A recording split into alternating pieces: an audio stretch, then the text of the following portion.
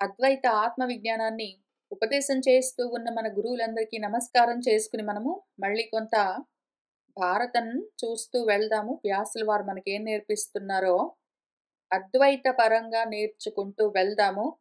ఆది భౌతికంగానో ఆది దైవికంగానో కాకుండా ఆధ్యాత్మికంగా, అందులో కూడా అద్వైతంగా మన వ్యాసుల వారు నేర్పిస్తూ వస్తూ ఉన్నదాన్ని ఆ విధంగానే పట్టుకోవాలి. ఎందుకు అంటే మనము భగవద్గీత ఉపదేశానికి సిద్ధపడవలసి ఉన్నది.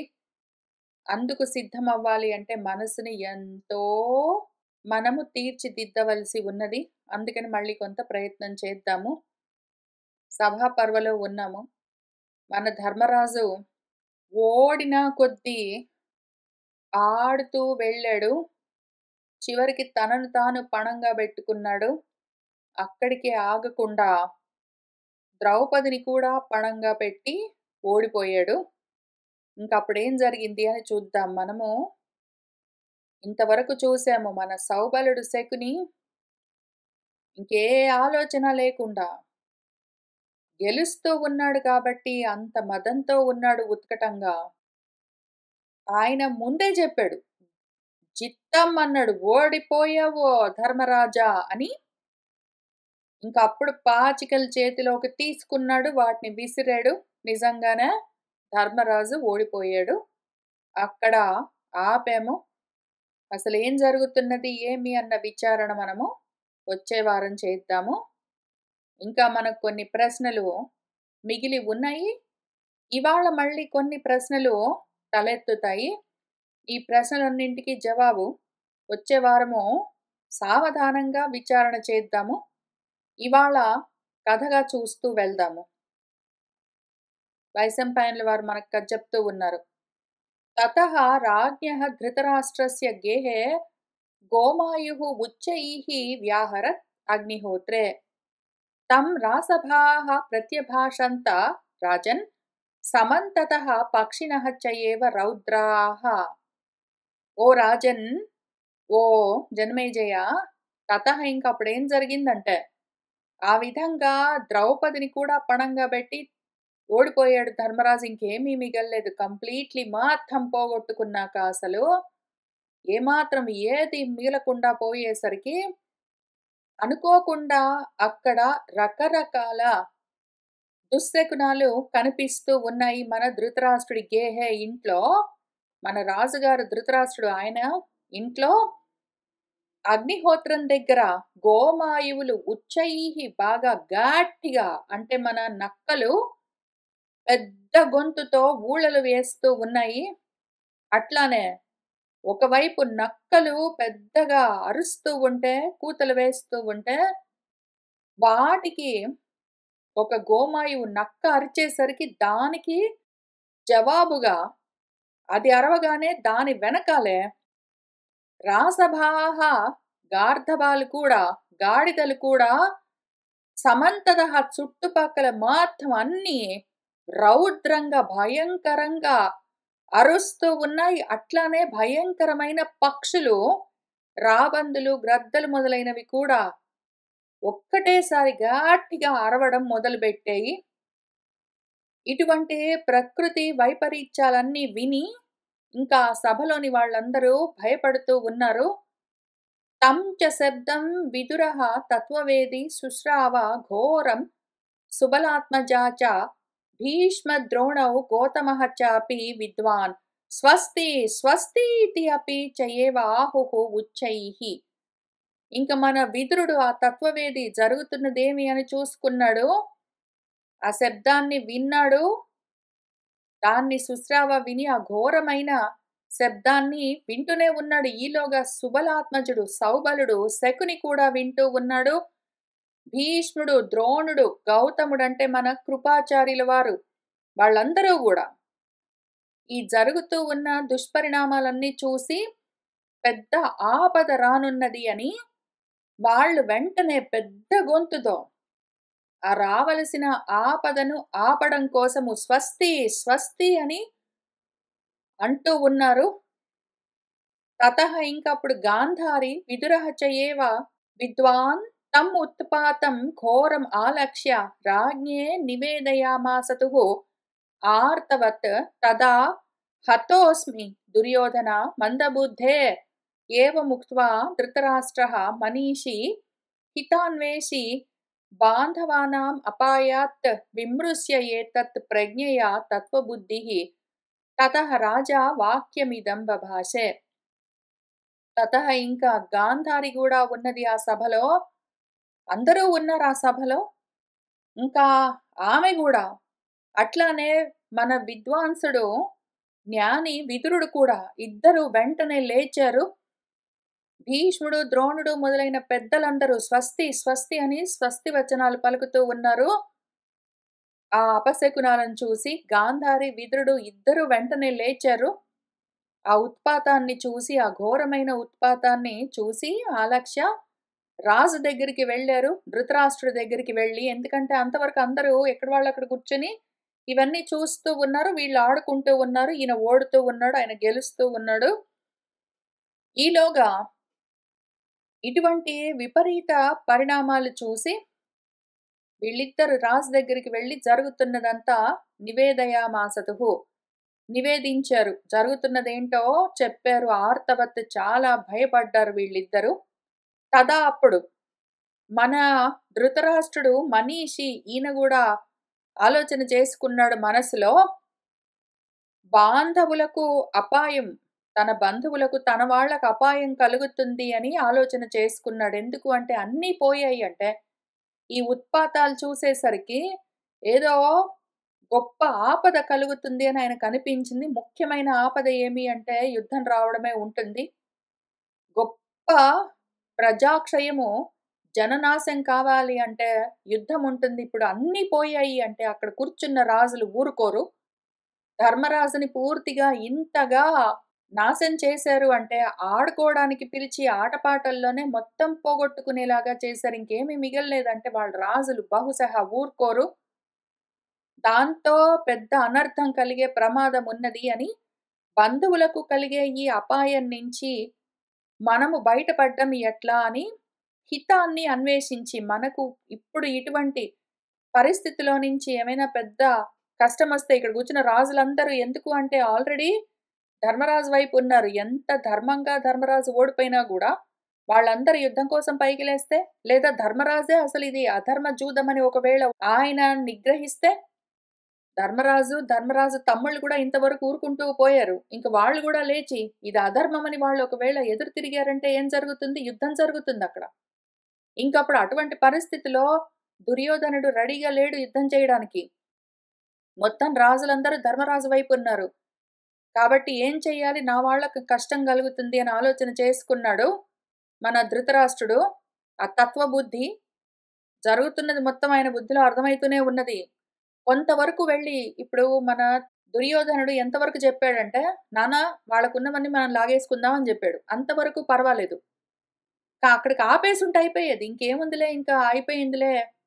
ధర్మరాజా నీ దగ్గర ధనమంతా పోయింది, రాజ్యమంతా పోయింది కాబట్టి ఇంకా మరేం చేస్తాము అని అక్కడికి ఆపేసుంటే అయిపోయేది. కానీ ధర్మరాజు తమ్ముళ్ళను, ఆయన భార్యని మొత్తాన్ని అంతా చేసేసేసరికి అనుకున్న దానికన్నా ఎక్కువ జరిగింది కాబట్టి ప్రమాదం కలిగేట్టు ఉన్నది అని ఆయన చూసుకున్నాడు. ప్రజ్ఞతో ఆయన బుద్ధి పెట్టి విచారణ చేసుకున్నాడు. పైగా అపశకునాలు కూడా కనిపిస్తున్నాయి. ఇది మనకి మంచిది కాదనుకున్నాడు. ఇంతవరకు మౌనంగా ఉన్న భీష్ముడు వాళ్ళు కూడా ఇంక లేస్తారు. వాళ్ళేమి ఇంతవరకు ధర్మంగా ధర్మరాజు ఓడిపోతున్నాడు పోనీ అనుకున్నారు.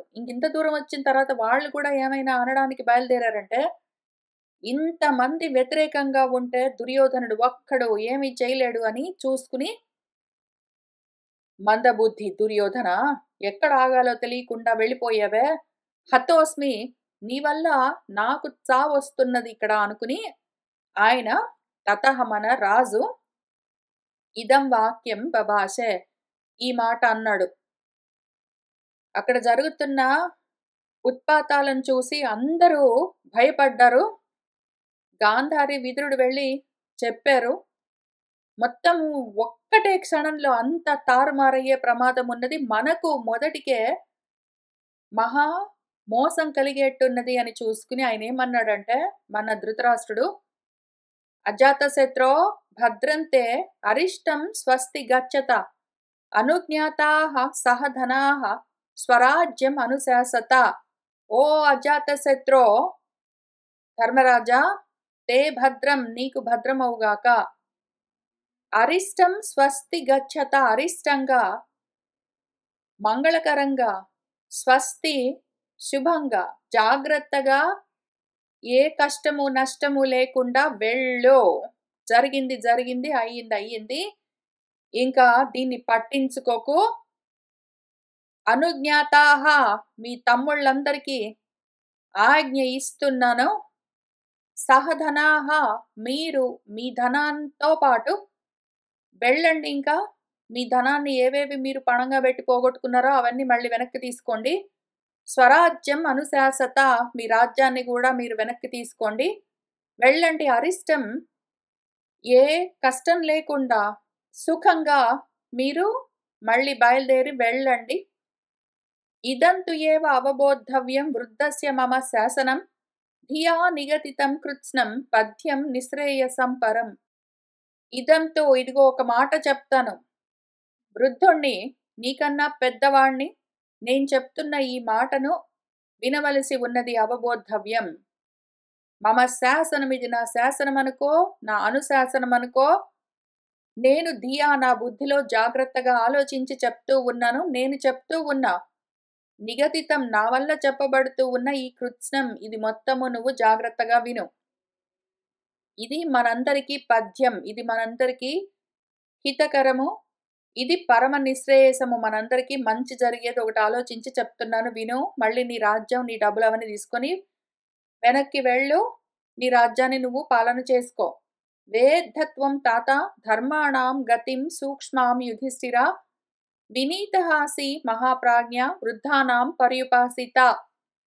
తాత, నాయన, ధర్మరాజా, యుధిష్ఠిర, ధర్మాణం గతిం, ధర్మాలను, వాటి మార్గాలను, పైగా వాటి యొక్క సూక్ష్మాలను, వేద్ధ, తెలిసిన వాడివి త్వం నువ్వు, వినీతహాసి, గొప్ప చదువు కలిగిన వాడివి, మహాప్రాజ్ఞ, గొప్ప జ్ఞానం కలిగిన వాడివి, వృద్ధానాం పర్యుపాసిత, వృద్ధులను ఉపాసించేవాడివి, పెద్దలు చెప్పే మాట వింటావో, బాగా చదువుకున్నావు, తెలివితేటలు కలిగి ఉన్నవాడివి, ధర్మాన్ని, ధర్మ సూక్ష్మాలను తెలిసిన వాడివి.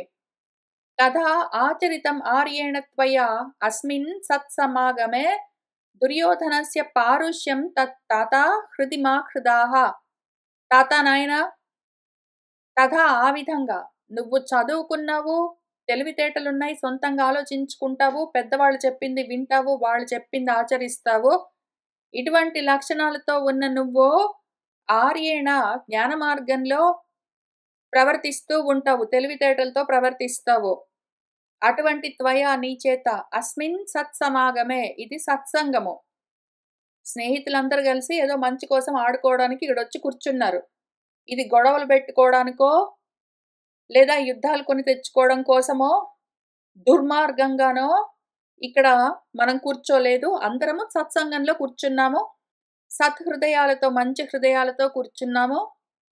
ఏదో ఆటల్లో దుర్యోధనుడు ఎక్కడ ఆగాలో చూసుకోకుండా చాలా దూరం వెళ్ళిపోయాడు. వాడి పారుష్యం, వాడు కొంచెం ఈ విధంగా మృదువుగా ఆడుకోకుండా, సుహృత్తులు, బంధువులు, జ్ఞాతుల మధ్యన కొంచెము చక్కగా, అందంగా, మృదువుగా ఆడుకుంటూ ఉంటే సరిపోయేది. కాని వాడు కొంచెం పరుషంగానే ఆడాడు. దాన్ని తాత, నాయన, హృది మా కృదాహ, నీ మనసులో పెట్టుకోకు. ఇంత అవమానం చేశాడు, ఇంత మోసం చేశాడు, ఇంత దూరం మమ్మల్ని పిలిచి మమ్మల్ని ఇటువంటి అన్యాయానికి గురి చేశాడని ఇటువంటి ద్వేష భావన నువ్వు దుర్యోధనుడి గురించి నీ మనసులో పెట్టుకోకు నాయన. ప్రేక్షాపూర్వం మయాజ్యూతం ఇదం ఆసీత్ ఉపేక్షితం మిత్రాణి ద్రష్టుకామేన పుత్రాణాం చ బలాబలం. అసలు ఈ జూదము నేనే ఏర్పాటు చేశాను నాయన, పెద్ద కారణమేమీ లేదు. మిత్రాణి ద్రష్టుకామేన, నా స్నేహితుల్ని చూద్దామనుకున్నాను, చాలా కాలమైంది, ఆడుకోవడానికి రమ్మని పిలిచాను. అందరూ నా వాళ్ళొస్తే వాళ్ళని కలవచ్చని ఆశపడ్డాను. అట్లానే పుత్రాణాంచ బలాబలం. నా పుత్రులు దుర్యోధనైనా నా బిడ్డే, ధర్మరాజువు నువ్వైనా నా బిడ్డే. నా కొడుకులందరూ కలిసి కూర్చొని చక్కగా ఆడుకుంటూ ఉంటే సంతోషంగా చూద్దామని ఆశపడ్డాను. వాళ్ళు ఎవరు ఎట్లా ఎటువంటి బలంతో ఆడతారు, వాళ్ళ బలాబలాలేంటో చూడమని ఊరికినే ఆశ అనిపించింది. అందుకని ఇంతకు ముందు చూడలేదు. మీరందరూ కలిసి కూర్చొని ఆడుకుంటూ ఉంటే ప్రేక్ష అపూర్వం. ఇంతకుముందు ఈ విధంగా చూసేందుకు అవకాశం లేదు. ఇంతకాలము మీ కష్టాల్లో మీరున్నారు. ఏంటో ఇట్లా జరిగిపోయింది. ఇన్నాళ్ళకి మీరు కూడా సెటిల్ అయ్యారు. ఆడుకోవడానికి పిలిస్తే వస్తారనుకున్నాను. మీరందరూ కూర్చొని ఆడుకుంటుంటే చూడాలనుకున్నాను. అందుకని ఇదిగో ఈ జూదము ఆసీతు ఉన్నది. అందుకని నేను ఉపేక్షించాను. ఇంతవరకు ఎందుకు ఊరుకున్నానంటే సరే చూద్దాం ఎవరి బలం ఎంతో చూద్దాం అనుకున్నాను. అందుకోసం నేను గూడా అంగీకరించాను ఈ జూదానికి. ఓ అజాతశత్రో భద్రంతే ఖాండవప్రస్థమావిశ భ్రాతృభిహిత్తే అస్తు సౌభ్రాత్రం ధర్మేతే ధీయతాం మనః. ఓ అజాతశత్రో ధర్మరాజా, ఏ భద్రం నీకు భద్రమవుగాక. ఇంక వెళ్ళు నాయనా, ఆడుకున్నది చాలు. చక్కగా ఆడుకున్నారు అందరూ సంతోషంగా. ఖాండవ ప్రస్థానికి ఆవిశ, వెళ్ళు నాయనా, నీ ఊరికి నువ్వు వెళ్ళింకా. తే నీకు భ్రాతృభిః సౌభ్రాత్రం అస్తు. నువ్వు నీ సోదరులతో సుహృద్భావంతోటే ఉండు. దుర్యోధనుడు మిగిలిన వాళ్ళతో నువ్వు శత్రుత్వాలన్నీ పెట్టుకోకు. మనసులో ఇవన్నీ పెట్టుకోకు నాయనా. తే మనః నీ మనసు ధర్మే ధీయతాం. ధర్మంలోనే ఉండేట్టుగా చూసుకో. ఏదో ధర్మంగా వచ్చావు ధర్మరాజా, కూర్చొని ఆడుకున్నావు. ఏదో జరిగిందిలే, జరిగింది అయింది. ఇంకా బయలుదేరు నాయనా, వెళ్ళి ఇంక నీ ఊరికి సంతోషంగా వెళ్ళు అని ఆయన చెప్పాడు. వైశంపాయనుల వారు మనకు ఇంక కథ చెప్తున్నారు. ఇత్యుక్తః భరతశ్రేష్ఠః ధర్మరాజः యుధిష్ఠిరः కృత్వా ఆర్యసమయం సర్వం ప్రతస్థే భ్రాతృభిః సహ. ఇంకా మన భరతశ్రేష్ఠుడు ధర్మరాజు యుధిష్ఠిరుడు ఈ విధంగా ఉక్తః చెప్పబడ్డవాడై, ఆర్య సమయం సర్వం కృత్వా, పెద్దలకు ఏ విధంగా గౌరవాన్ని చూపించాలో, ఎవరికి ఏ విధంగా వెళ్ళి వస్తానని చెప్పాలో ఆ విధంగా పూర్తిగా చేసి ఆ పనులన్నీ ఇంక భ్రాతృభిః సహా తన సోదరులతో పాటు ప్రతస్థే బయలుదేరాడు. అయితే అనుజ్ఞాతాన్ తాన్ విదిత్వా రత్నధన సంచయాన్ పాండవాన్ దార్తరాష్ట్రాణం కథం ఆసీత్ మనః తదా. ఇంక మన జనమేజయుడు, మన రాజుగారు, మన శిష్యుడు ఇప్పుడు వైశంపాయనుల వారిని ఒక ప్రశ్న అడుగుతూ ఉన్నాడు. గురువు గారండి, మరైతే ఈ విధంగా అనుజ్ఞ పొంది మళ్ళీ సరత్న ధన సంచయాన్, వాళ్ళ రత్నాలను, వాళ్ళ ధనాన్ని, వాటిని వీటిని ఏవేవి పణంగా పెట్టారో అవన్నీ మళ్ళీ వెనక్కి తీసుకుని, వాళ్ళందరూ ధృతరాష్ట్రుడి నుంచి అనుజ్ఞ పొంది వెనక్కి వెళ్ళిపోతూ ఉన్నారు అని చూసుకుని, మన దార్త్ర రాష్ట్రానం మనః, ధృతరాష్ట్రుల బిడ్డలు, మన దుర్యోధనుడు మొదలైన వాళ్ళ మనసు కథం ఆసీత్, ఏ విధంగా ఉన్నదండి. వీళ్ళు ఎంతో ఆలోచించుకుని చాలా ప్రీ ప్లాన్డ్‌గా వాళ్ళని పిలిచి ఈ విధంగా ఆడి మొత్తం గెలుచుకున్నారు గదా! వాళ్ళు అనుకున్నట్టే జరిగింది. వాళ్ళు ఏ విధంగా అనుకున్నారో అట్లానే జరిగింది. ఇంకా కొంచెం ఎక్కువే జరిగింది. వాళ్ళు ధనాలను, రాజ్యాన్ని తీసుకుందాం అనుకున్నారు. ధనము, రాజ్యమే కాక ఆ సోదరులను, వాళ్ళ భార్యను గూడా వాళ్ళు గెలుచుకున్నారు. అయితే మొత్తం మళ్ళీ వదిలిపెట్టవలసొచ్చింది. ఎందుకంటే ధృతరాష్ట్రుడు మళ్ళీ వెనక్కి తిరిగి ఇచ్చేసాడు. దాంతో అవన్నీ తీసుకొని వాళ్ళు మళ్ళీ వెనక్కి వెళ్ళిపోతూ ఉంటే, వీళ్ళు మన ధృతరాష్ట్రుడి బిడ్డలు ఊరుకున్నారా? వాళ్ళ మనసులో ఏమి ఉన్నది ఆ సమయంలో? వాళ్ళు ఏం ఆలోచన చేసుకున్నారు చెప్తారా? అని అడిగాడు. అప్పుడు వైశంపాయనుల వారు మనకు కథ చెప్తూ ఉన్నారు. అనుజ్ఞాతాన్ తాన్ విదిత్వా ధృతరాష్ట్రేణ ధీమతా రాజన్ దుశ్శాసనః క్షిప్రం జగామ భ్రాతరం ప్రతి. ఓ రాజన్, మంచి ప్రశ్న వేశావు. వీళ్ళెందుకు ఊరుకుంటారో? ఈ విధంగా ఆ బుద్ధిమంతుడు బాగా ఆలోచన చేసుకున్నాడు. పెద్ద గొడవ అయ్యేట్టుందని చూసుకుని మన ధృతరాష్ట్రుడు వాళ్ళను, వాళ్ళ ధనాలు అవన్నీ తీసుకుని ఇంక వెనక్కి వెళ్ళమని అనుజ్ఞ ఇచ్చేసరికి దాన్ని చూసుకుని మన దుశ్శాసనుడికి చాలా దుఃఖము, కోపం వచ్చాయి. ఆయన క్షిప్రం వెంటనే భ్రాతరం ప్రతి జగామ వాళ్ళ అన్న దగ్గరికి, దుర్యోధనుడి దగ్గరికి వెళ్ళాడు. దుర్యోధనం సమాసాద్య సామాత్యం భరతర్షభ దుఃఖార్తః భరతశ్రేష్ఠ ఇదం వచనం అబ్రవీత్. దుర్యోధనుడి దగ్గరికి వెళ్ళి అమాత్యులతో పాటు ఎవరు ఆలోచనలు చెప్పేవాళ్ళు, కర్ణుడు, మన శకుని వాళ్ళతో పాటు దుర్యోధనుడి దగ్గరికి వెళ్ళాడు మన దుశ్శాసనుడు. ఓ భరతర్షభ, ఓ జనమేజయ, దుఃఖార్త చాలా దుఃఖంతో ఆర్తితో ఉన్నాడు. మొత్తం గెలుచుకున్నారు, మొత్తం క్షణంలో పోగొట్టుకున్నారు. వాళ్ళు కొంత సమయంలోనే వేగంగా మొత్తము ధర్మరాజువన్నీ సంపాదించుకున్నారు. కానీ క్షణంలోనే విషయం మారిపోయింది, అన్నీ పోయాయి. దాంతో భరతశ్రేష్ఠ, ఓ జనమేజయ, మన దుర్యోధనుడితో దుశ్శాసనుడు ఇదం వచనం అబ్రవీత్ ఈ విధంగా అన్నాడు. ఆయన ఏమన్నాడంటే, దుఃఖేన ఏతత్ సమానీతం స్థవిరః నాశయతి అసౌ శత్రుసాత్ గమయ ద్రవ్యం తద్బుద్ధ్యత్వం మహారథాః. ఓ మహారథులారా, మీరందరూ ఆలోచన చెయ్యండి. అసౌ స్థవిరః, ఈ పెద్దాయన ఊరుకోవచ్చు కదా. ఇంత చెప్పి ఆయన్ని ఇంతకు సిద్ధం చేసి జాగ్రత్తగా అదిగో జూదానికి పిలిచి వాళ్ళని ఆడి మొత్తం మనం గెలుచుకున్నాము.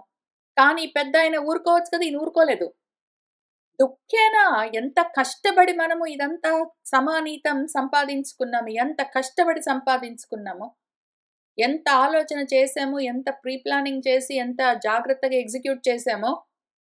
ఇంత చేస్తే కూడా ఆ విధంగా అతి కష్టంతో సంపాదించుకున్న ఈ మొత్తాన్ని మనవాడు పెద్దవాడు, మన పెద్ద ఆయన నాశయతి నాశనం చేశాడు. చూసావా ఇప్పుడు ఏం జరిగిందో? మన ద్రవ్యమంతా, మనం ఇంత కష్టపడి సంపాదించుకున్న మన ద్రవ్యమంతా కూడా శత్రుసాత్ గమయ, శత్రువులతో వెళ్ళిపోతూ ఉన్నది. మన డబ్బు, మన ధనము, మన రాజ్యము, మనవన్నీ వాళ్ళతో పాటు వెళ్ళిపోతూ ఉన్నాయి.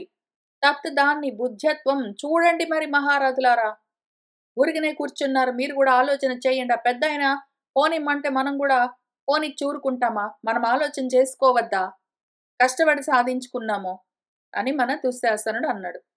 అథ దుర్యోధన కర్ణః శకుని చాపి సౌబలః మిదః సంగమ్య సహితాః పాండవాన్ ప్రతి మానినః వైచిత్ర్యవీర్యం రాజానం ధృతరాష్ట్రం మనీషిణం అభిగమ్య త్వరాయుక్తాః శ్లేక్ష్ణం వచనం అబ్రువన్. అధ ఇంకా మన దుర్యోధనుడు, కర్ణుడు, శకుని, ఆ సౌబలుడు, సుబలుడి కొడుకు శకుని, వీళ్ళందరూ మిదహ అంటే అన్యోన్యం, ఒకళ్ళతో ఒకళ్ళు, నలుగురు కలిసి సహితాః సంగమ్య కలిసి పాండవాన్ ప్రతి, పాండవుల గురించి ఏమి చేద్దాము అని ఆలోచనలు చేసుకున్నారు. గొప్ప అభిమానంతో ఉన్నాడు మన దుర్యోధనుడు. ఇంత సంపాదించుకున్నాడు, మొత్తం వెంటనే పోయింది. ఆయన డబ్బు మొత్తం పోయింది. ఇప్పుడు తను సంపాదించుకున్నది మొత్తం రాజ్యంతో సహా, ధనంతో సహా, ఆ మయసభతో సహా అన్ని వెంటనే పోయాయి. చాలా అభిమానంతో ఉన్నాడు ఆయన. వీళ్ళతో పాటు కలిసి పాండవుల గురించి ఏమి చేద్దాము అని ఆలోచన చేసుకున్నాడు. ఇంకా మన విచిత్ర వీరుడి కొడుకు వైచిత్ర్య వీరుడు ధృతరాష్ట్రుడు, రాజుగారు, మనసున్నది తను పెట్టుకొని ఆలోచన చేస్తాడు. ఆ మనసులో ఏం ఆలోచన చేసుకున్నాడో ఏమో, వెంటనే మొత్తం అన్ని నువ్వు తీసుకొని వెళ్ళిపో అన్నాడు. ఇంకా అందుకని వేరే దారి లేక మళ్ళీ ఆయన దగ్గరికే వెళ్ళి త్వరాయుక్తాహ, గబగబా వెళ్ళారు వాళ్ళు. శ్లేక్ష్ణం వచనం అబ్రువన్, ఆయనకి కోపం రాకుండా, ఆయన మనసులో ఏం ఆలోచన చేసుకుని వాళ్ళకి మొత్తాన్ని మళ్ళీ తిరిగి ఇచ్చేసాడో తెలియదు కాబట్టి, ఆయనకి కోపం రాకుండా, ఆయన విసుక్కోకుండా, ఆయన మళ్ళీ ఎదురు తిరగకుండా ధృతరాష్ట్రుడు వీళ్లకు అనుకూలంగా ఉండి మళ్ళీ వీళ్లకు పనికొచ్చే విధంగా ఆయన వ్యవహరించాలి కాబట్టి ఆయనతో మృదువుగానే, గొడవలు పెట్టుకోకుండా, దెబ్బలాడకుండా, ఎందుకు నాన్న నువ్వు అన్నీ ఇచ్చేసావు మళ్ళీ అని ఆయనతో పరుషంగా మాట్లాడకుండా నెమ్మదిగానే చెప్తూ ఉన్నాడు దుర్యోధనుడు. నత్వయా ఇదం శృతం రాజన్ యత్ జగాత బృహస్పతిః శక్రస్య నీతిం ప్రవదన్ విద్వాన్ దేవపురోహితః. ఆ విద్వాంసుడు దేవపురోహితుడు బృహస్పతి నీతి గురించి ప్రవచిస్తూ శక్రుడికి చెప్పిన విషయమేదున్నదో ఓ రాజన్, నానా అది త్వయ నీ చేత నా జగాదా, నువ్వు కూడా విన్నావు కదా, నువ్వు వినలేదు?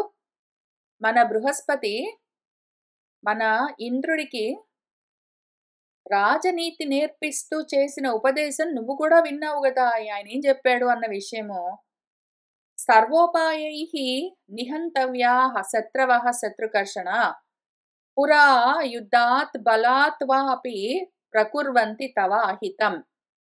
ఓ శత్రుకర్షణ, శత్రువులని నశింపచేసేవాడా, సర్వోపాయైః అన్ని ఉపాయాలతో, ఏ ఉపాయమైనా సరే, సామదాన దండ భేద ఉపాయాలు ఏవైనా సరే, ఎన్ని విధాలుగానైనా సరే ఉపయోగించి శత్రవః శత్రువులు నిహంతవ్యాః కంప్లీట్‌గా నితరాం పూర్తిగా నిర్మూలింపబడవలసిందే. శత్రువుల్ని మనము శేషంగా మిగిలించరాదు. మనం అట్లా ఊరుకున్నామనుకో, ఇప్పుడు నాన్నా మేము మొత్తం గెలుచుకున్నవి నువ్వు మొత్తం వాళ్ళకన్నీ తిరిగిచ్చేసావు, దీనివల్ల ఏం జరుగుతున్నదో ఆలోచించావా? వాళ్ళు ఊరుకుంటారా? వాళ్ళ వైపున ఉన్నారు మొత్తం రాజులందరూ, మిగిలిన రాజ్యాలన్నీ. వాళ్ళ దగ్గర చాలా ధనం ఉన్నది, వాళ్ళ దగ్గర చాలా బలం ఉన్నది. వాళ్ళు ఇంత అవమానాన్ని పొంది, ఇంత అన్యాయం వాళ్ళకి జరిగితే దాన్ని చూసుకుని ఏమీ చేయకుండా ఊరుకునే ఉంటారా నాన్న? ఒకవేళ నువ్వు ఇట్లా వాళ్ళని వదిలిపెట్టకుండా వాళ్ళవన్నీ వాళ్ళకిచ్చేసి వాళ్ళని పంపించేసావు. అట్లా చేయకుండా ఊరుకున్నావనుకో, వాళ్ళు మన వశంలో ఉండేవాళ్ళు, మనల్ని ఏమి చేసేవాళ్ళు కాదు.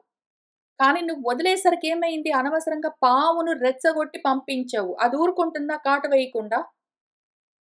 పురా ముందే ఎప్పుడైతే మన శత్రువులు యుద్ధాత్ బలాత్ వా అపి, వాళ్ళ బలంతోటో వాళ్ళ యుద్ధంతోటో తవ అహితం పురా న ప్రకుర్వంతి, నీకు అహితం చేసే లోగానే వాళ్ళు మళ్ళీ ఈ విషయం ఆలోచించుకుని, ఇంత మోసం చేస్తారా నన్ను, ఆట కోసమని పిలిచి నన్ను ఇంత మోసం చేస్తారా అని వాళ్ళు ఆలోచించుకుని, వాళ్ళు దీనికి ప్రతీకారం తీర్చుకోవాలి అని, మనకు అహితం చెయ్యాలని వాళ్ళు నిర్ణయించుకుని ఆ ప్రయత్నం మొదలుపెట్టే లోగానే వాళ్ళని మనం కంట్రోల్ చేసి నిగ్రహించాలి గదా!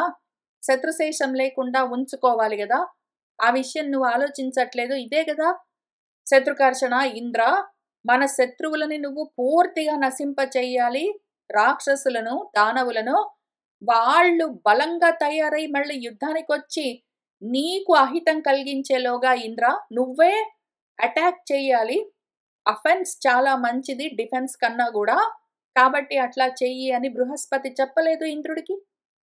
అట్లానే మనం కూడా చెయ్యాలి గదా! ఊరుకున్న వాళ్ళం ఊరుకోకుండా, పాములాంటి వాళ్ళని మనం రెచ్చగొట్టాము. ఊరుకున్న వాళ్ళం ఊరుకోకుండా, ఏదో గుహలో నిద్రిస్తున్న సింహాన్ని అనవసరంగా దాన్ని తోక పట్టుకొని లాగినట్టు చేశాము. ఇంక ఊరుకున్నాము. ఇంక వాళ్ళు ఊరుకుంటారా? సింహాల్లాగా, పాముల్లాగా విజృంభించారంటే ఏమైపోతాము? మన జాగ్రత్త ఇంతకు ముందు కన్నా గూడా ఇప్పుడు చాలా ప్రికేరియస్‌గా, వల్నరబుల్‌గా ఉన్నది నాన్న మన పరిస్థితి. వాళ్ళు ఈ విషయం గురించి ఏదో ఒకటి చెయ్యాలి అని నిర్ణయం తీసుకునే కన్నా ముందే మనము మన జాగ్రత్తలో ఉండాలి నాన్న.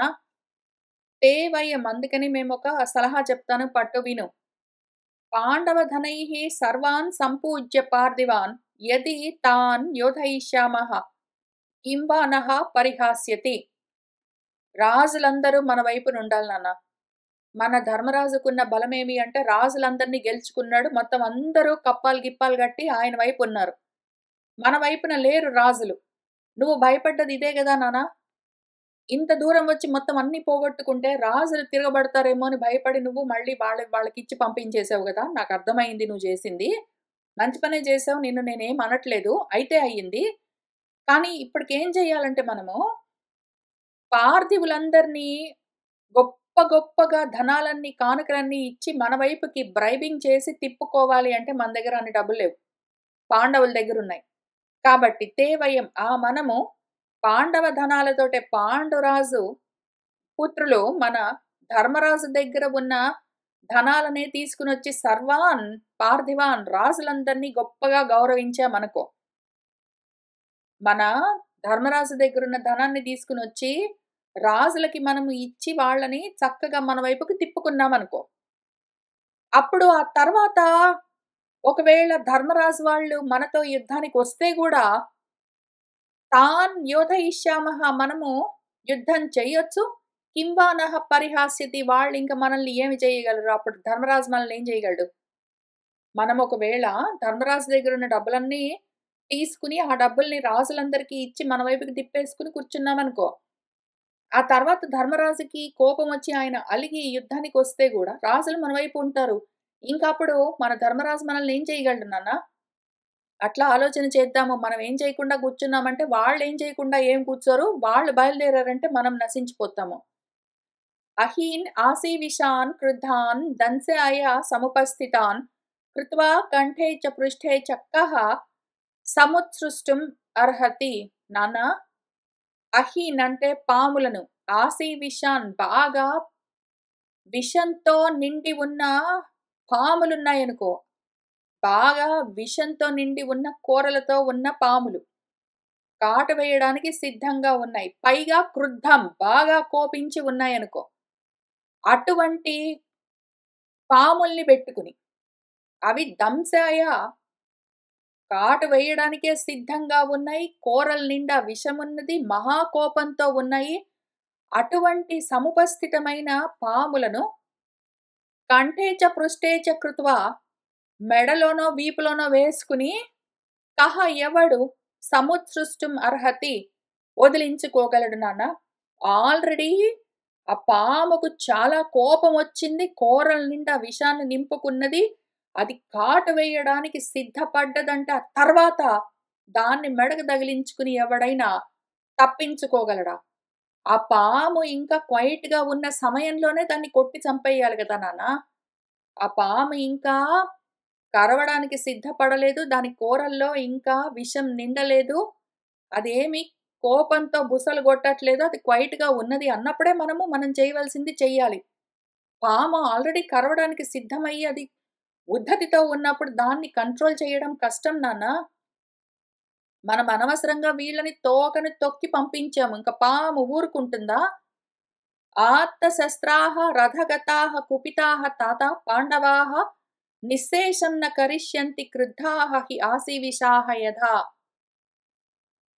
కాబట్టి తాత, నాన్న ఆత్తశస్త్రాः వాళ్ళ శస్త్రాలను ఎత్తి పట్టుకుని, రథగతాः రథమెక్కి, కుపితాः మహాకోపంతో కోపగించి ఉన్న పాండవులు క్రుద్ధాః ఆసీవిషాః యథా మహాకోపంతో ఉన్న విషపూరితమైన పాముల్లాగా బయలుదేరారంటే నహ మనలను నిశ్శేషం కరిష్యంతి. మనలను శేషమన్నది మిగలకుండా పూర్తిగా దుంపనాశనం చేస్తారు నాన్న. సన్నద్ధః హి అర్జునః యాతి వివృత్య పరమేషుధి గాండీవం ముహుః ఆదత్తే నిశ్వసంశ్చ నిరీక్షతే. వెళ్తూ ఉండగా చూశాను నాన్న నేను. మన గాంధీవి మామూలుగా వెళ్ళలేదు. అర్జునుడు సన్నద్ధః ఇంకా ఆయన వెళ్తూ ఉన్నప్పుడే ఆయనలోని ఆ కోపం చూశాను. రథం ఎక్కి బయలైతే దేరారు వాళ్ళు. కానీ అదిగో ఇప్పుడు సన్నద్ధం అంటే ఆయన కవచాలన్నీ ధరించి అర్జునుడు వివృత్య పరమ ఇషుధి ఆయన పరమ ఇషుధి ఆయన 2 దివ్యమైన అమ్ముల పొదులను వీపుకి కట్టుకుని గాండీవం ఆదత్తే ముహుహు మాటి మాటికి గాండీవం ఎత్తి పట్టుకుంటూ ఉన్నాడు నాన్న. నేను చూశాను. నిశ్వసంశ్చ నిరీక్షతే బుసలు కొడుతూ ఉన్నాడు. వాళ్ళు ఇక్కడి నుంచైతే క్వైట్‌గా బయలుదేరారు. ఎక్కడో దగ్గర ఆగుతారు. ఆగి ఇంక దీని గురించి వాళ్ళు డిస్కస్ చేసుకుంటారు. వాళ్ళు ఒకవేళ ఇంక బయలుదేరి వెనక్కొచ్చారంటే యుద్ధమే ఉంటుంది నాన్న. మనం బతికి బయటపడలేము. గదాం గుర్వీం సముద్యమ్య త్వరితః చ వృకోదరః స్వరథం యోజయిత్వా ఆశు నిర్యాత ఇతి నః శృతం. మన వృకోదరుడు భీముడు గుర్వీం గదాం సముద్యమ్య గురు అంటే బాగా బరువుగా ఉన్నది అని అర్థం. బాగా బరువుగా బలంగా ఉన్న బలమైన గదను సముద్యమ్య ఎత్తి పట్టుకుని త్వరిత వేగంగా ఆశు వెంటనే స్వరథం యోజయిత్వా తన రథాన్ని సిద్ధం చేయించుకుని నిర్యాత బయలుదేరాడు అని నహశ్రుతం మేం విన్నాము. వాళ్ళు నిజంగా చూసారో విన్నారో తెలియదు. వాళ్ళు మన ధర్మరాజు, భీముడు, అర్జునుడు, నకులుడు, సహదేవుడు వాళ్ళు యుద్ధానికి బయలుదేరుతూ ఉన్నారు. కవచాలవన్నీ కట్టుకుని, ధనుస్సు అవన్నీ పెట్టుకుని, గదలన్నీ పుచ్చుకుని రథాలెక్కి వస్తూ ఉన్నారు. నేను విన్నాను నాన్న వాళ్ళు అట్లా బయలుదేరి వస్తూ ఉన్నట్టుగా. అదిగో కనిపించారట అట్లా అని మన దుర్యోధనుడు చెప్తున్నది నిజమో కాదో అన్న విషయము ఇక్కడ అప్రస్తుతం. మన ధృతరాష్ట్రుణ్ణి నయానో భయానో తన వైపుకి తిప్పుకుని మళ్ళీ ఆయన్ని ఒప్పించడము ముఖ్యం కాబట్టి చెప్తూ ఉన్నాడు మన దుర్యోధనుడు. నకులః ఖడ్గమాదాయ చర్మచాపి అష్టచంద్రకం సహదేవః చ రాజా చ చక్రుః ఆకారం ఇంగితైః. నకులుడు ఖడ్గాన్ని ఆదాయ పుచ్చుకుని చాపి అట్లానే చర్మ అంటే డాలు. నకులుడు ఒక పెద్ద కత్తిని డాలును ఆ డాలు పైన మళ్ళీ అష్టచంద్రాలు చిహ్నంగా కూడా ఉన్నాయి. అటువంటి డాలును పట్టుకున్నాడు, ఖడ్గాన్ని పుచ్చుకున్నాడు. ఆయన కూడా యుద్ధానికి సిద్ధపడుతున్నాడు. సహదేవుడు రాజు చక్రుహు ఆకారం ఇంగితైః అదో సహదేవుడు కూడా అదే విధంగా కత్తులు అవి పట్టుకుని యుద్ధానికి వస్తున్నాడు. వీళ్ళందరూ కూడా వాళ్ళ ఇంగితాలను, వాళ్ళ హావభావాలను చూస్తూ ఉంటే వాళ్ళ అభిప్రాయం తెలుస్తూనే ఉన్నది నాన్న. మనల్ని పూర్తిగా నాశనం చేయడం కోసం మహాకోపంతో వాళ్ళు వస్తూ ఉన్నారట అని విన్నాను. ते तु आस्थाय रथान् सर्वे बहुशस्त्र परिच्छदान् अभिघ्नन्तः रथव्रातान् సేనాయోగాయ నిర్యయుః. ते तु వాళ్ళందరటనన్నా సర్వే బహుశస్త్ర పరిచ్ఛదాన్ రథాన్ ఆస్థాయ రకరకాల శస్త్రాలతో ఆయుధాలతో నిండి ఉన్న రథాలన్నింటినీ ఎక్కి రథవ్రాతాన్ రథాలు ఒక వరుసగా మొత్తం యుద్ధం కోసము రథదళం అని పిలుస్తారు. దాన్ని పెట్టుకుని స్వైనాయోగాయ ఒక పెద్ద సేనను తయారు చేశారట నాన్న. వాళ్ళందరూ అభిఘ్నంతః మనల్ని నశింప చేయడం కోసమే నిర్యయుః బయలుదేరారట నాన్న. మన అర్జునుడు గాంధీవాన్ని అమ్ముల పొదలను పట్టుకుని, మన నకుల సహదేవులు కత్తులు డాలు అవన్నీ పెట్టుకుని కవచాలన్నీ కట్టుకుని, మన భీముడు గదెత్తి పట్టుకుని ఎవరి రథాలు వాళ్ళు ఎక్కి వెనకాల గొప్ప రథ సైన్యాన్ని తీసుకుని బయలుదేరారట నాన్న. పునః దివ్యామ భద్రంతే వనవాసాయ పాండవైః ఏవం ఏతాన్ వశే కర్తుం శక్ష్యామః భరతర్షభ. ఇంకా ఇంతవరకు విని ఆయన నిజంగానే భయపడి ఉంటాడు. ఈ భయానికే వాళ్ళవన్నీ వాళ్ళకిచ్చి పంపించేశాడు ఆయన. వాళ్ళు ఊరుకోరు, ఇక్కడున్న రాజులు ఊరుకోరు. లేకపోతే మన భీష్ముడు వాళ్ళు కూడా ఏమి ఊరుకోరు. విదురుడు ఆల్రెడీ లేచాడు ఇంకా. కాబట్టి మనకు గొడవలవుతాయి వద్దు పోని అనుకున్నాడు. కానీ ఇప్పుడు దుర్యోధనుడు చెప్పింది వినేసరికి నేను అనుకున్నది నిజమే, వాళ్ళెందుకు ఊరుకుంటారు? వాళ్ళని వదిలిపెట్టకుండా ఉంటే కూడా ఇక్కడ ఉండి వాళ్ళు ఊరుకోరు. మనకు యుద్ధమే వస్తుంది. వదిలిపెడితే కూడా వాళ్ళు యుద్ధానికే వస్తున్నారని దుర్యోధనుడు చెప్తున్నాడు కాబట్టి గ్యారంటీగా యుద్ధం ఇప్పటికిప్పుడు స్టార్ట్ అయిపోయేట్టున్నది. మనం ప్రిపేర్డ్‌గా లేము. దుర్యోధనుడు యుద్ధం చేసి వాళ్ళతో గెలవలేడు. మనకు చాలా నష్టం కలుగుతుందని ఆయనకి ఆల్రెడీ భయం బాగా ఎక్కువ అవుతూ ఉన్న సమయంలో ఇదే అదుననుకుని మన దుర్యోధనుడు ఓ భరతర్షభ నాన్న తే భద్రం నీకు భద్రమవుగాక. నీకొక సలహా చెప్తాను విను నాన్న. పునః దీవ్యామ మళ్ళీ ఆడుదాము. వాళ్ళు మనతో యుద్ధం మొదలుపెట్టే కన్నా ముందే మళ్ళీ వాళ్ళతో మనము ఈ జూదం ఆడదాము. ఈసారి ఏం చేద్దామంటే ఒక్కొక్క డబ్బులు ఒక్కొక్కటి ఒక నగ, ఒక రత్నము, ఒక ఏనుగు, ఒక గుర్రము, ఒక ధర్మరాజు ఇట్లా కాదు. మనం ఈసారి ఏం చేద్దామంటే ఒకే ఆట ఆడదాము. చాలా సేపు కాదు, ఒక్క ఆట ఆడదాము. ఈ ఒక్క ఆటలో ఏం చేద్దామంటే వాళ్ళు వనవాసాయ పాండవైః పాండవులను వనవాసానికి పంపించడం కోసము దాన్ని పణంగా పెట్టి ఒక ఆట ఆడదాం నాన్న. ఏవం ఏతాన్ వశే కర్తుం శక్ష్యామః ఈ విధంగా పాండవుల్ని మనం వశంలోకి తెచ్చుకోవడానికి మనకు శక్తి ఉన్నది. ఇదొక్కటే మార్గం. వాళ్ళను అసలే అనవసరంగా ఏదో సింహం తోక లాగినట్టు, పాము తోక తొక్కినట్టు మనము వీళ్ళని ఈ విధంగా కొంచెం లాగి వదిలేము, గిల్లి వదిలేము. వాళ్ళు ఊరుకోరు. వాళ్ళు దెబ్బలాడడానికొస్తే ఆ యుద్ధంలో మనము బ్రతికి బయటపడలేము. అందుకని ఏం చేద్దామంటే వాళ్ళు నిజంగానే మనతో యుద్ధానికొచ్చి విజృంభించి మనల్ని మొత్తమే సర్వనాశం చేసేలోగా ముందే మనము వాళ్ళతో ఆడుకుందామని చెప్దాము. ఒకే ఆట. పాండవుల్ని అడవులకు పంపించేద్దాము. ఈ విధంగా ఈ ఆటలో మాత్రం, జూదంలో మాత్రం, ఈ ఒక్క పద్ధతిలో మాత్రం వాళ్ళని మనం కంట్రోల్ చేయొచ్చు. పందెమేమి అంటే, "తే వా 12 వర్షాణి వయం వా జూతనిర్జితాః ప్రవిశేమ మహారణ్యం అజినైః ప్రతివాసితాః. త్రయోదశం చ సజనే అజ్ఞాతాః పరివత్సరం. జ్ఞాతాః చ పునః అన్యాని వనే వర్షాణి 12." ఇది నాన్న మన ఆటకు పందెం. ఏమి అంటే, తేవా వయం వా, వాళ్ళు గాని, మనం గాని, ద్యూత నిర్జితాః, ఎవరు ఓడిపోతే వాళ్ళు. 12 వర్షాణి 12 సంవత్సరాలు మహారణ్యంలో ప్రవిశేమ ప్రవేశించాలి. అజినైః ప్రతివాసితాః, జింక చర్మాలు అవన్నీ ధరించి అరణ్యంలో 12 సంవత్సరాలు నివసించాలి. త్రయోదశం పరివత్సరం 13వ సంవత్సరము సజనే మనుషుల మధ్యలో అజ్ఞాతంగా నివసించాలి. ముందు 12 సంవత్సరాలు మనుషులకి దూరంగా అడవుల్లో నివసించాలి.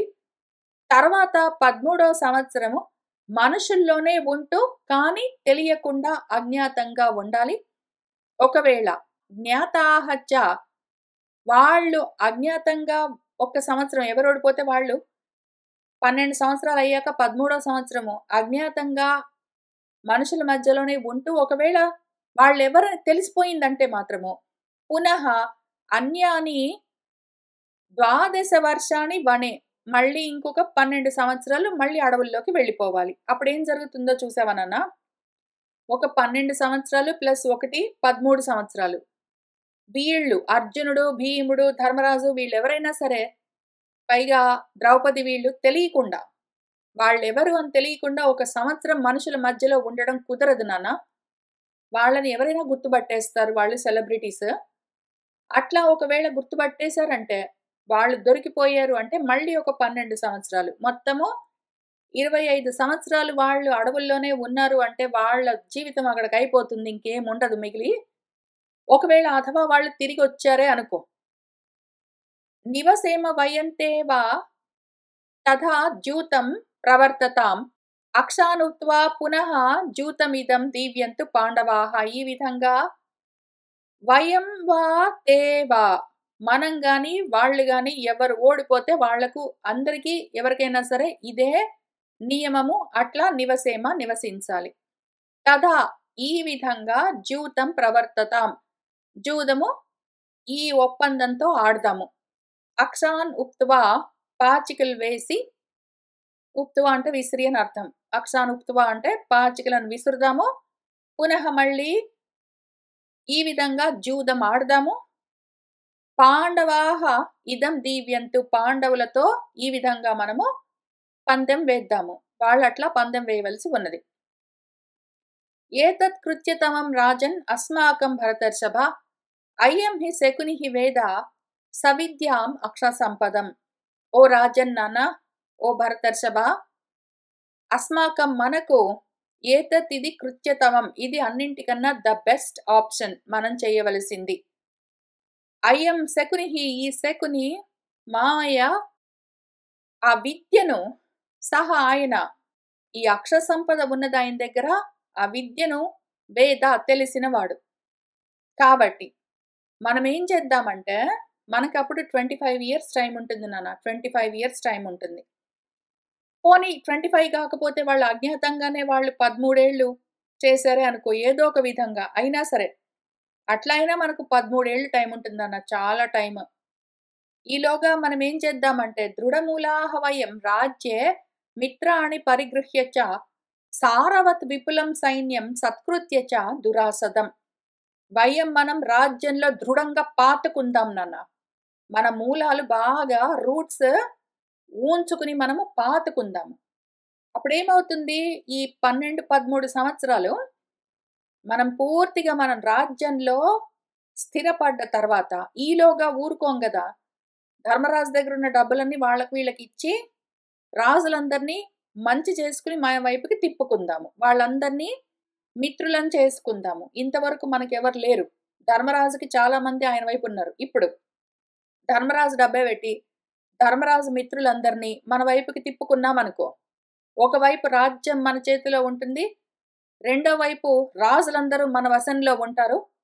ఈలోగా సైన్యాన్ని గూడా సిద్ధం చేసుకుందాం నాన్న. ఏం జరుగుతుందిలే అని మనము ఆదమరిచి ఉండకుండా, వీళ్ళు 13 ఏళ్లకు వెనక్కొచ్చినా సరే, 25 ఏళ్లకు వెనక్కొచ్చినా సరే, సారవత్ బాగా సారవంతంగా, నిస్సారంగా గాకుండా, బలంగా, దృఢంగా ఉన్న విపులమైన, విస్తారమైన సైన్యాన్ని తయారు చేసుకుందాము. వాళ్ళు వెనక్కొస్తే మనం యుద్ధానికి రెడీగా ఉంటాం. ఇప్పుడు లేము. ఇప్పుడు మనము వాళ్ళతో యుద్ధం చేయడానికి రెడీగా లేము. కానీ అప్పుడు మనం ఈలోగా ప్రిపేర్ అవుదాము.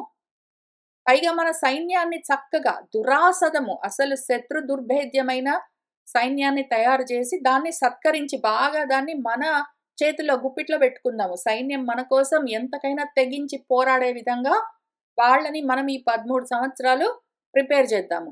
లేదా 25 ఇయర్స్ ఏదైనా సరే.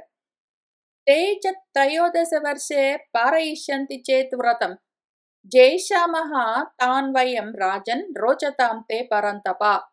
ఓ రాజన్ నాన్న, తే చ ఒకవేళ వాళ్ళు త్రయోదశే వర్షే ఈ 13వ సంవత్సరంలో వ్రతం పారయిష్యంతి చేత్ ఈ వ్రతాన్ని, నియమాన్ని దాటారే అనుకో. 12 సంవత్సరాలు వాళ్ళ అడవుల్లో ఉండాలి. 13వ సంవత్సరం మనుషుల్లోనే అజ్ఞాతంగా ఉండాలి అని చెప్పాము. ఒకవేళ దొరికారంటే మళ్ళీ 12 సంవత్సరాలు వెళ్ళాలి. కానీ ఈలోగా పోనీ 12 ఏళ్లే అనుకో. వాళ్ళు కంప్లీట్ చేసి 13 ఏళ్ల సమయంలో 13వ ఏడు వాళ్ళు దాన్ని గూడా సక్సెస్‌ఫుల్‌గా ఫినిష్ చేసి, ఈ నియమాన్ని కంప్లీట్ చేశారే అనుకో నాన్న. వాళ్ళు వస్తే మాత్రం మనం వాళ్ళ రాజ్యాన్ని, వాళ్ళ ధనాన్ని వాళ్ళకిచ్చేస్తామేంటి? ఈలోగా మనం ప్రిపేర్ అయ్యాం గాబట్టి, వాళ్ళని వయం నాన్న జయిష్యామః మనం జయించగలము. కాబట్టి ఓ పరంతపుడా తే రోచతాం దానికి నువ్వు ఒప్పుకో అని చెప్పాడు. వైశంపాయనుల వారు మనకు చెప్తున్నారు. తతః ద్రోణః సోమదత్తః బాహ్లీకః చ మహారథః విదురః ద్రోణపుత్రః చ వైశ్యాపుత్రః చ వీర్యవాన్ భూరిశ్రవాः శాంతనవः వికర్ణः చ మహారథः మాజ్యూతమితి అభాషన్ శమహాస్తు ఇతి చ సర్వశః. ఇంక లేచారందరూ ద్రోణుడు, సోమదత్తుడు, బాహ్లీకుడు మహారథుడు, విదురుడు, ద్రోణపుత్రుడు మన అశ్వత్థామ, వైశ్యాపుత్రుడు మన యుయుత్సు, అట్లానే అవీర్యవంతుడు, భూరిశ్రవసుడు, శాంతనవుడు, భీష్ముడు, వికర్ణుడు మహారథుడు, వీళ్ళందరూ కూడా మా జూతమితి వద్దు జూదం వద్దు, జూదం వద్దు వద్దు వద్దు అనే అభాషంతా అంటూ ఉన్నారు. సర్వశః అన్ని వైపుల నుంచి శమహాస్తు వద్దు, ఆగండి, ఆపేయండి ప్రయత్నాలు అని వాళ్ళందరూ అన్ని వైపుల నుంచి చెప్తున్నారు. కానీ అకామానాం చ సర్వేషాం సుహృదాం అర్థదర్శినాం అకరోత్ పాండవాహ్వానం ధృతరాష్ట్రః సుతప్రియః యథా ఇచ్చంతి తథా ఏవ అస్తు ప్రత్యాగచ్చంతు పాండవాః పునః జూతం ప్రకుర్వంతు మామకాః పాండవైః సహా. సర్వేషాం వాళ్ళందరూ కూడా సుహృత్తులు, అర్థాన్ని, ప్రయోజనాన్ని చూసి, వీళ్ళకు వాళ్ళకందరికీ మంచి జరగాలని హితాన్ని చూసి అదే చెప్తూ ఉన్నారు. వాళ్ళకేమి ఇందులో స్వార్థం లేదు పాపము. వాళ్ళ మాటలన్నీ మన ధృతరాష్ట్రుడు విన్నాడు. కానీ మన ధృతరాష్ట్రుడు సుతప్రియుడు, కొడుకంటే చాలా ప్రీతి. అందుకని పాండవ ఆహ్వానం అకరోత్ పాండవుల్ని మళ్ళీ జూదానికి పిలిచాడు. ఈసారి ఎట్లా పిలిచాడంటే, తప్పకుండా రండి, ఆడుకోవడానికి రండి, వస్తే బాగుంటుంది, చాలా మీరు రావాలని కోరుకుంటున్నానని ఇవన్నీ కాదు. ఈసారి ఏం చెప్పి పంపించాడంటే, యథా ఇచ్చంతి తథా ఏవ అస్తు ప్రత్యాగచ్చంతు పాండవాః. వాళ్ళొకవేళ ఇష్టపడి వచ్చి ఆడుకుంటే ఆడుకుంటారు. యథేచ్ఛంతి. వాళ్ళకి ఇష్టమైతే వాళ్ళొచ్చి ఆడుకోవచ్చు. ఆ విధంగా పాండవులు ప్రత్యాగచ్చంతు రావలసి ఉన్నది. వాళ్ళకిష్టమైతే మళ్ళీ వచ్చి ఆడుకోమని పాండవులకు చెప్పు. మామకాహ మా వాళ్ళతో, దుర్యోధనుడు వాళ్ళతో, పాండవైః సహా పాండవులతో పాటు పునః మళ్ళీ జూదం ప్రకుర్వంతు, జూదం జరగాలి. నా వాళ్ళు పాండవులతో మళ్ళీ ఆడుకోవడానికి రమ్మని పిలువు. వాళ్ళకిష్టమైతే వస్తారు అన్నాడు. ఇంకప్పుడు వైశంపాయనుల వారు మనకు కథ చెప్తున్నారు. తతః వ్యధ్వగతం పార్థం ప్రాతికామి యుధిష్ఠిరం ఉవాచ వచనాత్ రాజ్ఞః ధృతరాష్ట్రస్య ధీమతః. తతః ఇంకా మన పార్థుడు ధర్మరాజు వీళ్ళందరూ మళ్ళీ కలిసి బయలుదేరి వెళ్తూ ఉన్నారు గదా! ఇంకా దారిలోనే ఉన్నారు. వాళ్ళ ఊరికి ఇంద్రప్రస్థానికి ఇంకా చేరుకోనే లేదు. ఈలోగానే వీళ్ళు మళ్ళీ తొందరబడి ధృతరాష్ట్రుడికి చెప్పాడు. ధృతరాష్ట్రుడు తొందరబడి ఇంక మళ్ళీ వాళ్ళు ఊళ్ళోకి వెళ్లారంటే యుద్ధానికే బయలుదేరొస్తారని భయపడ్డాడు ధృతరాష్ట్రుడు. అందుకని అధ్వగతం విశేషంగా దారిలో చాలా దూరం వెళ్ళిపోయారు. పూర్తిగా వాళ్ళ ఇంటికి వెళ్ళలేదు గాని దారిలో చాలా దూరం వెళ్ళిపోయారు అప్పటికే. మళ్ళీ ఒక ప్రాతికామి అంటే ద్వారపాలకుణ్ణి పంపించారు యుధిష్ఠిరుడు ధర్మరాజు కోసము. మన ప్రాతికామి బయలుదేరి వెళ్ళాడు. ఆ ధృతరాష్ట్రుడు ధీమంతుడు, బుద్ధిమంతుడు. మళ్ళీ బుద్ధి పెట్టి ఆలోచించాడు. నిజమే కదా, వాళ్ళు వెళ్ళారంటే ఊరుకుంటారేంటి, యుద్ధానికి వచ్చేస్తారు, మనము వాళ్ళతో నెగ్గలేము అని ఆలోచించుకున్నాడు. ఆ విధంగా ఆలోచించుకున్న రాజ్ఞ వచనాత్, రాజుగారి మాట ప్రకారము మన ప్రాతికామి వెళ్ళి ఈ విషయాన్ని మన యుధిష్ఠిరుడికి, దారిలో ఉన్నాడు ఇంకా, ఆయనకి ఈ మాట చెప్పాడు. ఉపస్థీర్ణ సభారాజన్ అక్షానుక్త్వా యుధిష్ఠిర ఏ హి పాండవ దీవ్యేతి పితా త్వాం ఆహా భారత. ఓ భారత, నీ పిత, మీ నాన్న, మీ పెదనాన్నగారు, త్వాం నిన్ను ఈ విధంగా ఆహా నీకిట్లా చెప్పమని చెప్పాడు. ఆయన ఏమన్నాడంటే, ఓ యుధిష్ఠిర, ఓ రాజన్, సభ ఉపస్థీర్ణ, ఇంకా సభ అట్లానే ఉన్నది ఆడుకోవడానికి, అక్షానుక్త్వా పాచికలు అట్లానే విసరబడి ఉన్నాయి. కాబట్టి ఏ హి పాండవ, ఓ పాండవ రా, దీవ్యతి మళ్ళీ నువ్వు పాచికలు జూదం ఆడడానికి మళ్ళీ రా అని మీ నాన్న, మీ పెదనాన్న పిలిచాడు ఓ ధర్మరాజా అని ఆయన వెళ్ళి చెప్పాడు. యుధిష్ఠిరుడు ఏమన్నాడంటే, ధాతు నియోగాత్ భూతాని ప్రాప్నువంతి శుభ అశుభం న నివృత్తి తయోః అస్తి దేవితవ్యం పునః యది. భూతాలు ఏవైనా సరే, ప్రాణులు ఏవైనా సరే, శుభమో అశుభమో ధాతు నియోగాత్ ప్రాప్నువంతి, ప్రారబ్ధాన్ని బట్టి మంచో చెడో జరుగుతూ ఉంటుంది. ఒక్కసారి ప్రారబ్ధాన్ని తప్పించుకున్నంత మాత్రాన అది పూర్తిగా తొలగిపోదు. నాకు ఈ ప్రారబ్ధం ఉన్నట్టు ఉన్నది, మంచి గాని చెడు గాని జరగవలసి ఉన్నట్టున్నది. తయోః అపి, మంచో చెడో నివృత్తి తొలగిపోవడం అన్నది కుదిరేట్టు లేదింకా, నాకు ఇది తప్పేట్టు లేదు. యది పునః దేవితవ్యం, ఒకవేళ మళ్ళీ ఆడవలసి వస్తే జూదము ఆడవలసే ఉంటుంది. మరి నేను తప్పించుకునే మార్గం కనిపించట్లేదు, నాకిట్లా ఈ రాత రాసి పెట్టున్నట్టున్నది. అక్షజ్యూతే సమాహ్వానం నియోగాత్ స్థవిరస్య చ జానన్నపి క్షయకరం నా అతిక్రమితుముత్సహే. స్థవిరస్య నియోగాత్, పెద్ద ఆయన ఈ విధంగా చెయ్యమని చెప్పాడు. ఆడుకోవడానికి రమ్మని ఆహ్వానం వచ్చింది. ఇది క్షయకరమని నాకు తెలుసు, తెలిసి కూడా, నా నాశానికే వచ్చిందని నాకు తెలిసినా కూడా, నేను అక్కడ ఈ జూదమాడి గెలవలేనని నాకు తెలిసినా కూడా, అతిక్రమితం నా ఉత్సాహే, దాటలేను, నా ప్రారబ్ధం ఇట్లా ఉన్నది, పెద్దవాడు అట్లా పిలిచాడు, ఆడుకోవడానికి రమ్మన్నాడు, ఓడిపోతానని తెలుసు, అయినా వెళ్తున్నాను అని ఆయన మళ్ళీ మొత్తం అందరిని వెనక్కి తిప్పుకుని బయలుదేరి వస్తూ ఉన్నాడు. వైశంపాయనః ఉవాచ, వైశంపాయనుల వారు మనకు చెప్తున్నారు. ఇతి బ్రువన్ నివవృతే భ్రాతృభిః సహ పాండవః జానన్శ్చ శకునేః మాయాం పార్థః జూతం ఈయాత్ పునః. ఇతి బ్రువన్, ఈ విధంగా అంటూ, పాండవుడు మన ధర్మరాజు భ్రాతృభిః సహా తన సోదరులతో పాటు నివవృత వెనక్కి తిరిగాడు. శకునేః మాయాం జానన్శ్చ, శకుని మాయాజూదం ఆడతాడని తెలిసి కూడా మన పార్థుడు జూదం ఆడడానికే ఒప్పుకున్నాడు. మళ్ళీ తిరిగి పునః ఆడడానికే ఒప్పుకున్నాడు. వివిశుహుతే సభాం తాం తు పునః ఏవ మహారథాః వ్యధయంతి స్మ చేతాంసి సుహృదాం భరతర్షభాః. ఆ విధంగా మహారథులు ఆ సభలోకి మళ్ళీ ప్రవేశించేసరికి అక్కడ ఉన్న సుహృత్తుల యొక్క మనస్సులన్నీ చాలా వ్యధ చెందాయి. రానని చెప్తాడేమో అని వాళ్ళు ఆశపడ్డారు. కానీ ఆయన మళ్ళీ వచ్చాడు. ఏం ఆలోచించుకున్నాడో అవి ఆలోచించుకున్నాడు. వెనక్కి తిరిగి వచ్చాడు. యథా ఉపజోషమాసీనాః పునః ద్యూత ప్రవృత్తయే సర్వలోక వినాశాయ దైవేన ఉపనిపీడితాః. అక్కడ కూర్చున్న వాళ్ళందరూ కూడా ద్యూతం మళ్ళీ మొదలయ్యేసరికి అందరికీ నాశం కలగడానికే వచ్చినట్టున్నది. ఇది ప్రారబ్ధం వల్ల, దైవం అంటే ప్రారబ్ధం, దానివల్ల ఇట్లా జరిగింది అని అందరూ అక్కడ కూర్చున్నారు. మళ్ళీ ఆ జూదం చూడ్డానికి, ఆడ్డానికి కొందరు, చూడ్డానికి కొందరు. శకుని ఏమన్నాడంటే, అముంచత్ స్థవిరః యత్వః ధనం పూజితం ఏవ తత్ మహాధనం గ్లహం తు ఏకం శృణు మే భరతర్షభ. ఓ భరతర్షభ ధర్మరాజా, స్థవిరః పెద్దాయన వహ మీకు మీ ధనాన్ని మళ్ళీ అముంచత్ తిరిగిచ్చేశాడు. తత్ పూజితం ఏవ మంచిదే, మేం కూడా దాన్ని గౌరవిస్తున్నాం, ఆయన మాట మన్నిస్తున్నాము. మేము ఆడి గెలుచుకున్నదంతా మళ్ళీ ఆయన మీకు తిరిగిచ్చేశాడు. మేము కాదనట్లేదు, ఆయన మాట ఒప్పుకుంటున్నాము.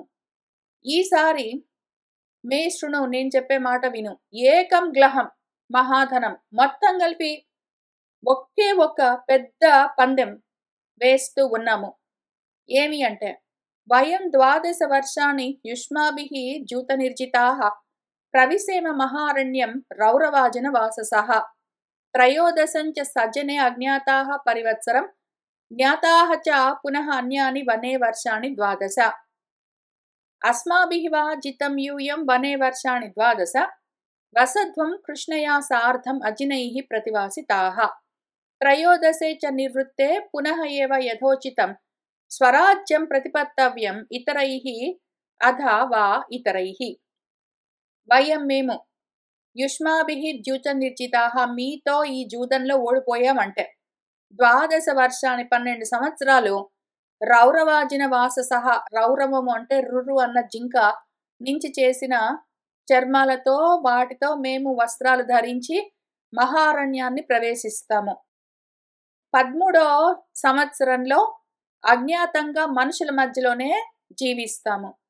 ఒకవేళ జ్ఞాతాహచ మేము బయటపడ్డామంటే, దొరికిపోయామంటే అజ్ఞాతంగా ఉండకుండా పునః తిరిగి అన్యాని 12 వర్షాన్ని ఇంకొక 12 సంవత్సరాలు అడవిలో ఉంటాము. ఇట్లానే మీకు కూడా అస్మాభిః వా మా చేత యూయం జితాః మీరు ఓడిపోయారంటే మీరు కూడా ఇంతే 12 సంవత్సరాలు అడవిలో ఉండాలి కృష్ణతో పాటు.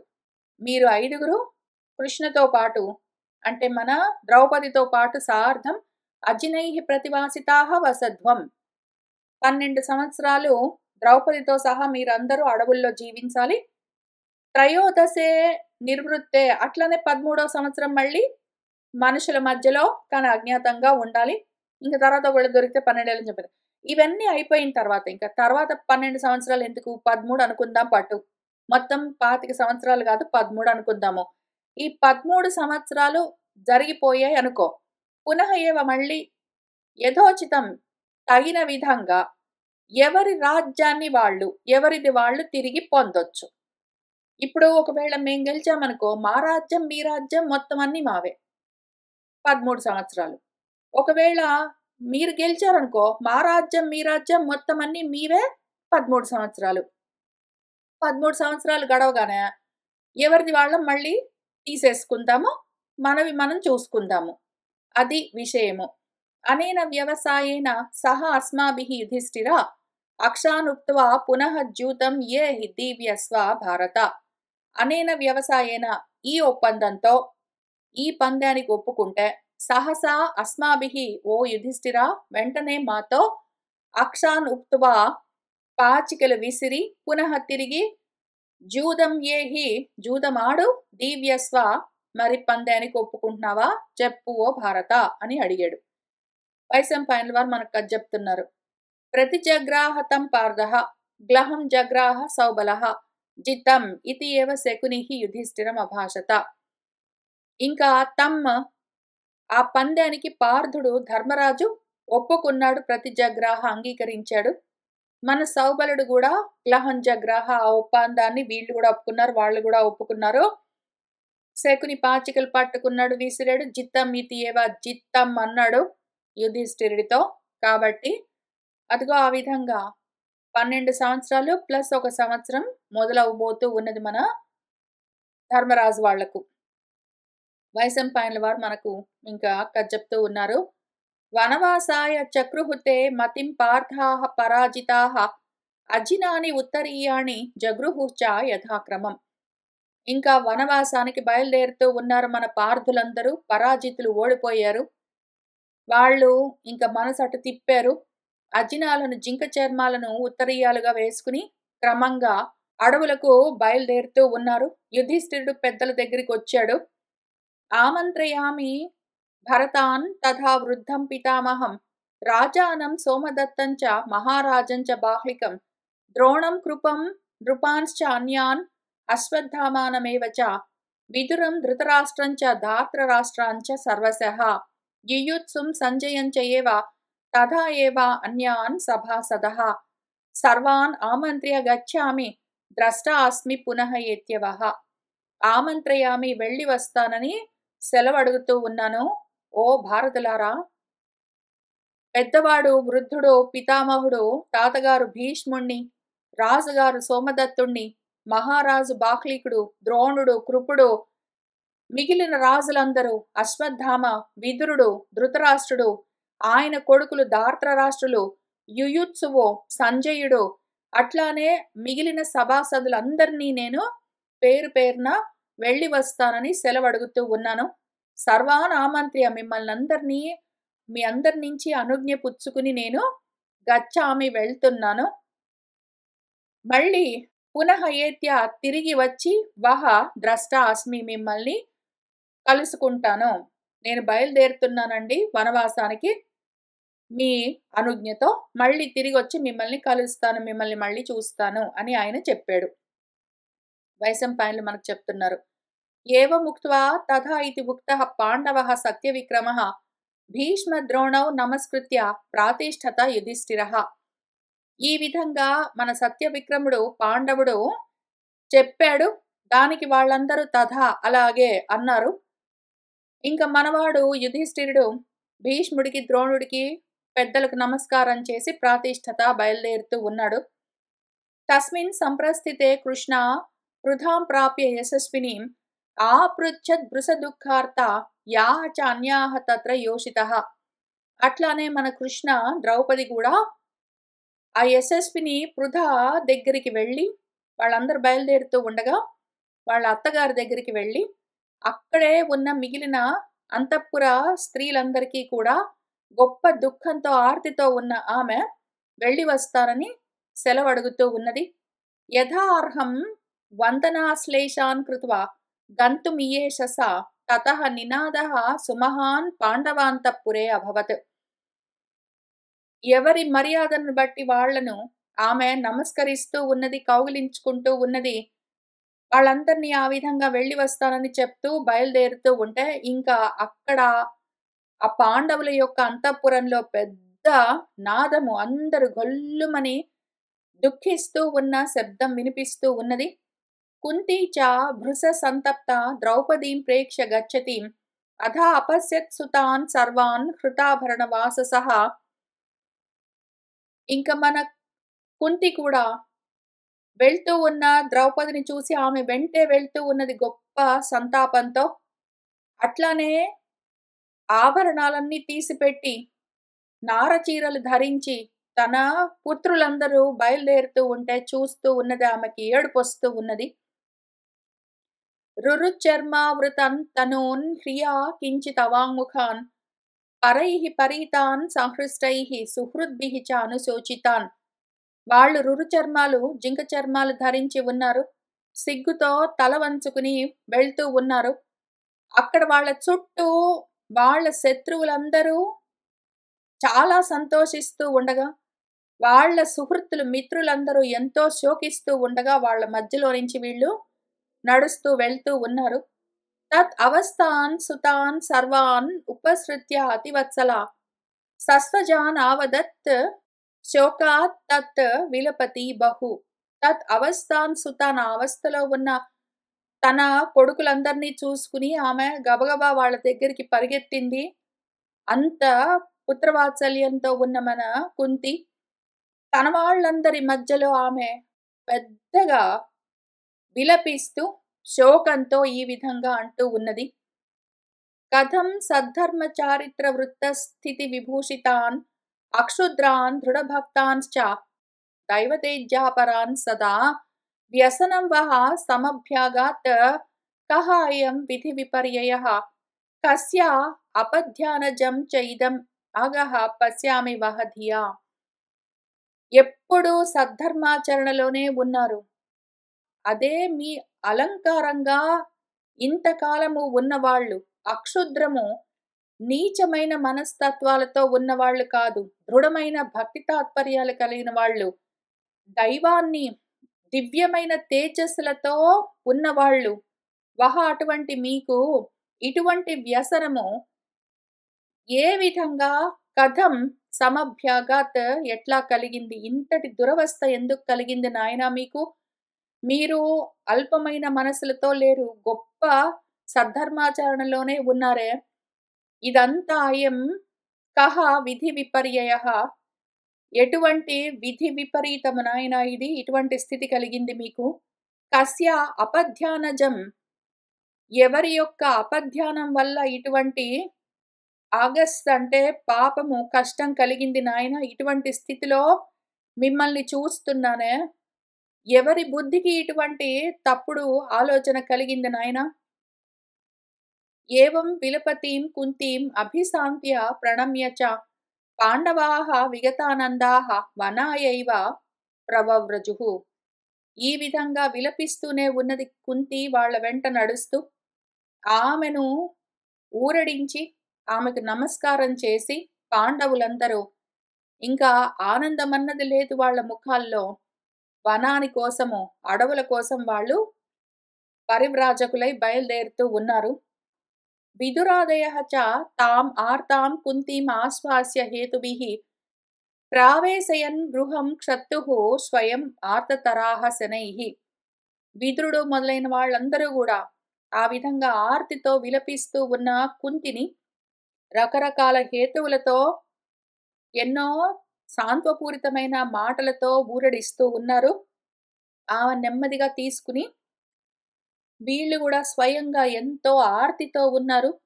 వాళ్ళు కుంతి ఏడుస్తూ ఉంటే ఆమెను ఓదారుస్తూ నెమ్మదిగా మన విదురుడి యొక్క గృహంలోకి ప్రవేశించారు అన్న చోట మన సభా పర్వ కూడా పూర్తయింది. ఇంక మనము అరణ్య పర్వలోకి ప్రవేశించవలసి ఉన్నది. ఇవాల్టికి ఇక్కడికి ఆపుతాను. కోరుకున్న వాళ్ళందరికీ అద్వైత ఆత్మ విజ్ఞానం కలగాలని ఆశిస్తూ ఉన్నాను. శుభం భవతు.